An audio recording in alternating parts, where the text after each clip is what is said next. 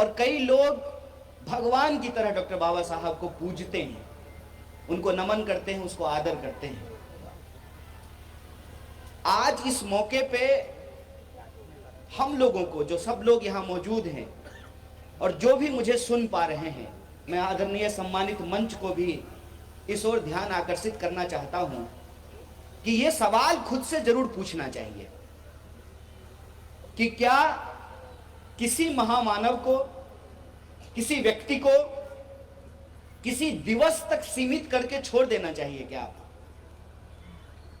क्या किसी ऐसे मनुष्य को जिसने सबसे ज्यादा मानवता को महत्व दिया हो, जिसने समाज में यह स्थापित किया हो कि सभी मनुष्य बराबर हैं, इनके बीच में कोई ऊंच नीच नहीं होना चाहिए, कोई भेदभाव नहीं होना चाहिए, और इस महान लक्ष्य की प्राप्ति के लिए सत्य और अहिंसा की बात की गई है। ऐसे मनुष्य को क्या हमको सिर्फ और सिर्फ 14 अप्रैल और 6 दिसंबर को ही याद करना चाहिए? क्या ऐसे मनुष्य के जीवन को, उनके जीवन के सार को, उनके विचार को अपने रोज के जीवन में हमको शामिल नहीं करना चाहिए? यह सवाल हम सबको आज पूछना चाहिए कि आज के दिन ही, क्या आज के दिन ही सिर्फ डॉक्टर बाबा साहब को याद करेंगे कि पूरे साल 365 दिन 24 घंटे हर दिन हर सप्ताह हम डॉक्टर साहब बाबा साहब के विचारों पे चलने का प्रयास करेंगे? यह प्रश्न जब हम पूछेंगे तो हमारे बहुत सारी समस्याओं का समाधान हमको नजर आने लगेगा।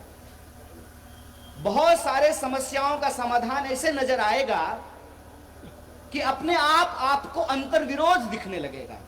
सर अंतर्विरोध की बात कर रहे थे। अंतर्विरोध आपको ऐसे दिखेगा कि डॉक्टर बाबा साहब भीमराव अंबेडकर के ऊपर भारत में तो कम से कम कोई राजनीतिक दल नहीं है जो 14 अप्रैल और 6 दिसंबर को फूल ना चढ़ाती हो।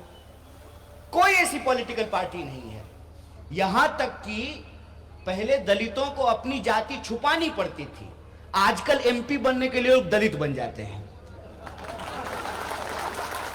है कि नहीं? एमपी बनने के लिए झूठा एससी का सर्टिफिकेट बना लेते हैं। 70 साल में ये यात्रा हमने देखी है। 70 साल में हमने ये यात्रा देखी है कि doctor Baba Saheb Bhimrao Ambedkar annihilation of caste की बात करते हैं, जाति के उन्मूलन की बात करते हैं, तो जो लोग जाति को गौरवशाली बताते थे वो भी आजकल अक्सर डॉक्टर बाबा साहब के सामने झुककर नमस्कार करते हुए पाए जाते हैं।